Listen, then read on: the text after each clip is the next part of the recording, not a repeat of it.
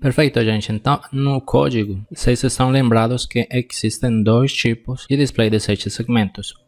Era de catóde comum e outro era de anode comum. O primeiro que iremos fazer no nosso código é, então, criar dois vetores ou dois arrays, beleza? Para entender melhor isso, a gente tinha visto que nós tínhamos a tabela do catóde comum, onde nós poderíamos mostrar o número no display e que esse número então vem dado por um número binário desde o A até o G, né? E que aquele número binário vem representado também por esse número hexadecimal que é equivalente. Então o que vamos fazer agora é simplesmente tomar essa coluna aqui do número hexadecimal e vamos converter ele num vetor ou num array, né? Em linguagem C.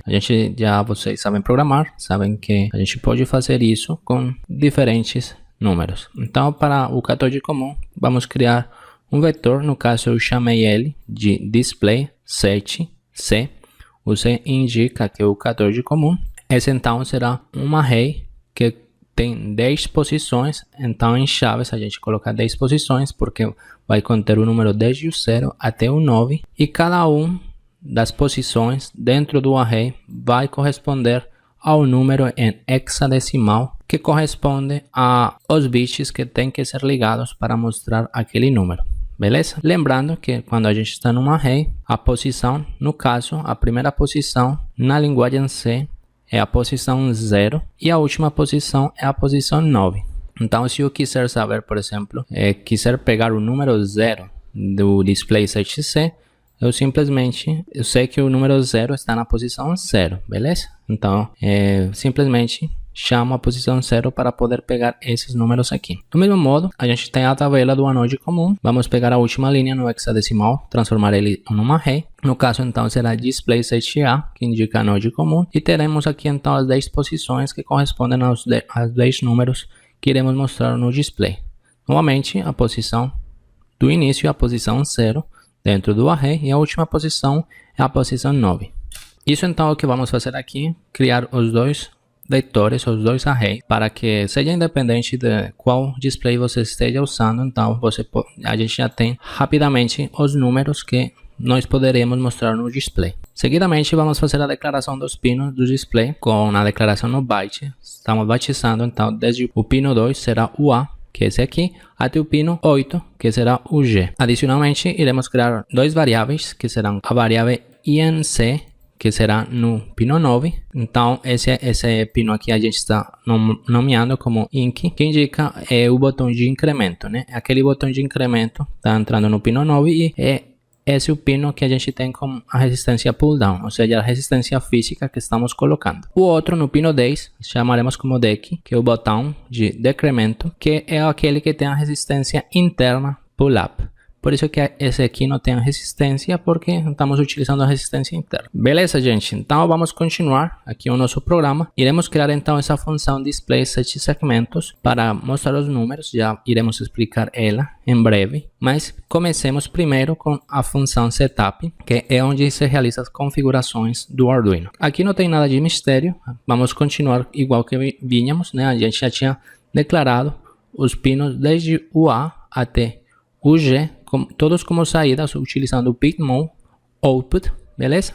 Mas agora, como estamos acrescentando dois pulsadores, então temos que configurar esses dois pinos digitais como entradas, beleza? Então, o pinmon inc, que é o do incremento, vamos configurar ele como entrada, que é esse botão aqui, está sendo configurado como entrada, e também o pinmon dec, que é o decremento, que é o pino 10, também será configurado como entrada, mas nesse caso colocaremos underline pull-up. Lembremos que aqui estamos configurando o resistor pull-up, beleza? Então, muito importante declarar ele aqui na nossa função void setup. Com isso, então, já configuramos os pinos do Arduino. Vamos fazer o nosso código. Para isso, vamos no void loop, que é o código que irá se repetir infinitamente enquanto o nosso Arduino estiver energizado. Inicialmente, então, vamos começar com a lógica do incremento. O incremento será feito pelo resistor pull down. Então, no incremento do contador, vamos perguntar se o usuário apertou o botão de incremento. Então, perguntamos if digital read, entre parênteses, o INC. Lembramos que o INC é o pino 10. Então, está perguntando se esse botão foi apertado. Vamos supor que ele foi apertado. Se não foi apertado, então ele não vai fazer nada e vai continuar aqui embaixo com o código. Se for apertado, então vamos esperar 100 milissegundos para evitar o ruído do bounce. E vamos ficar aqui no while.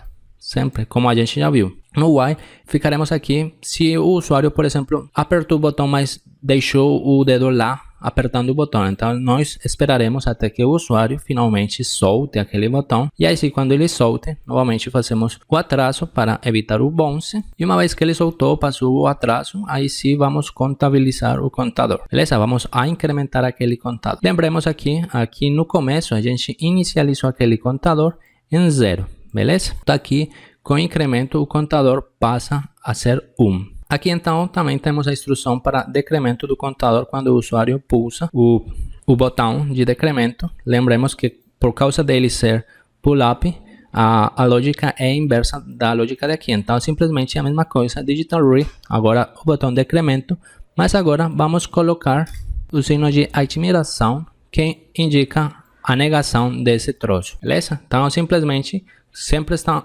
enviando um 1 para esse pino, só que com a negação, então, envia um 0. Aí, quando o usuário pulsar aquele botão, vamos esperar novamente os 100 milissegundos para evitar o bounce. Esperamos até que o usuário solte o pulsador. Novamente, quando ele soltar, esperamos mais 100 milissegundos para evitar novamente o bounce. E aí sim, a gente simplesmente vai decrementar. Lembramos que o contador, por exemplo, agora estava em 1. Aí ele decrementa, então volta para 0. Show, gente. Então, já com isso, sempre que o usuário digitar esse botão aqui, a conta irá incrementar.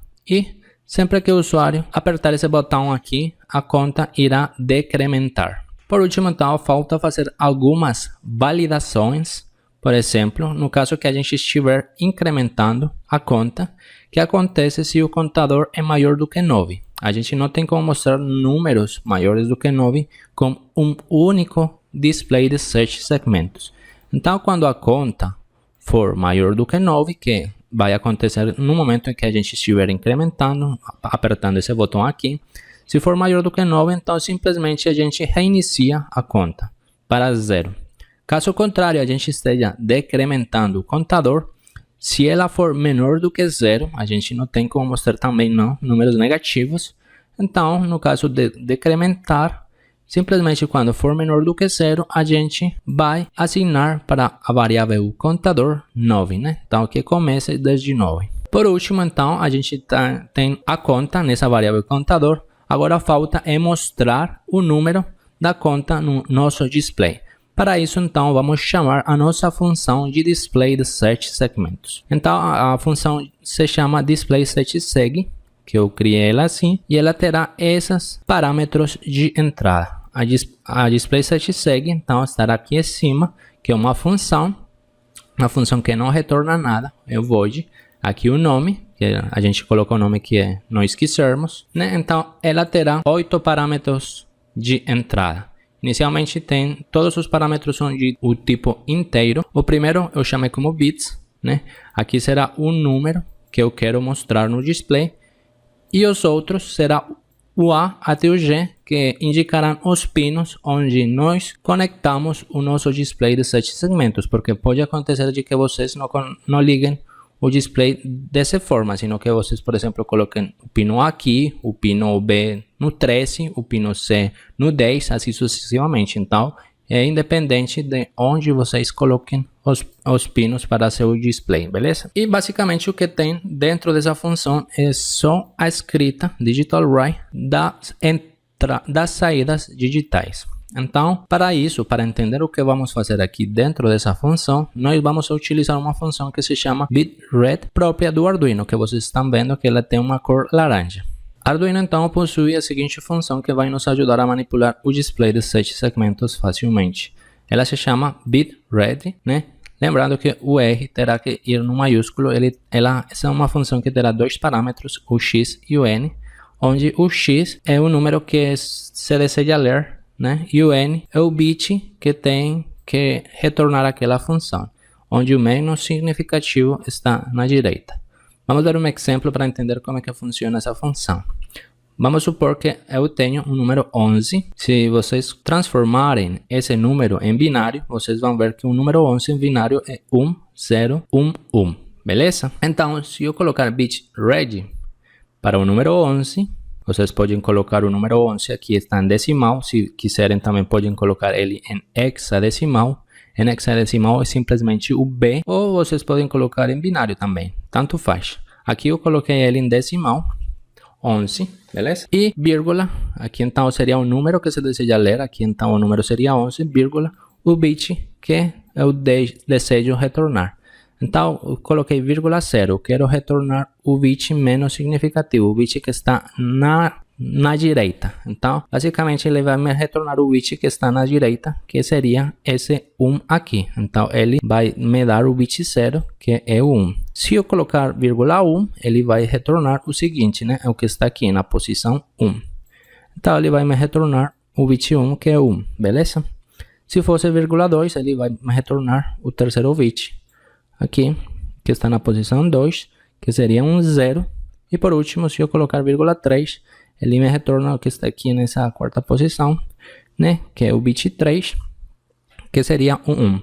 Então, bit ready vai me retornando as posições do bit do número em binário. Entendido? Então, lembramos que nós utilizamos digital write para escrever na saída digital. Então, eu vou falar que no pino A, que é o pino 2, por favor, pegue bit ready. Então, ele vai pegar o número que está aqui. Vamos supor que nós vamos mandar o 0, né? Em hexadecimal. Então, aqui em bits está o 3F. Então, ele vai pegar o 3F, que está em hexadecimal. E ele me vai retornar o bit na posição 0. Então, basicamente, eu quero mostrar esse 0 aqui, né? Então, eu coloquei 3F lá no bit.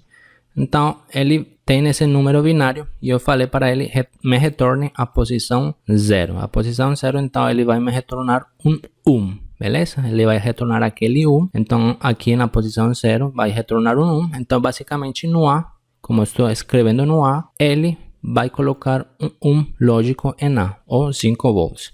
Vocês vão ver que sempre o bit head é um valor que vai me entregar só 1 ou 0. Ele não entrega mais nenhuma coisa. Então, por isso, aqui eu estou simplesmente colocando 1 no bit A. Então, estou colocando 1 aí. Aqui no segmento B, estou falando, pegue o número que está em bits e me retorne a posição 1. Aqui, a posição 1 também é o 1.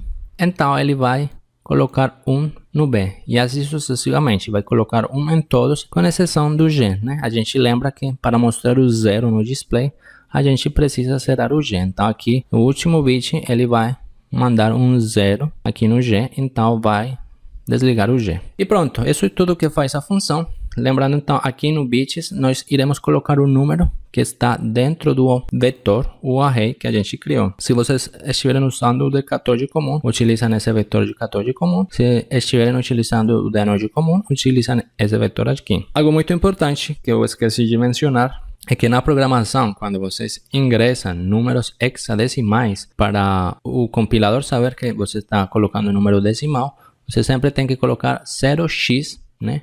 E depois um número, beleza? Então, assim ele sabe, 0x quer dizer que esse número todo é hexadecimal. Aí ele sabe, você está ingressando o 3F hexadecimal. Aqui, 0x06. Aí o compilador sabe que você está ingressando um 6 em hexadecimal. Entendido? Com isso, então, lembramos que a gente tinha feito aqui no void loop as contas do incremento e decremento, né? Tínhamos validado se o contador era maior que 9 ou se era menor do que 0. E por último, tínhamos chamado a função do display de 7 segmentos. Então, vamos chamar o display de 7 segmentos. No caso, eu estou utilizando um display de 14 comum.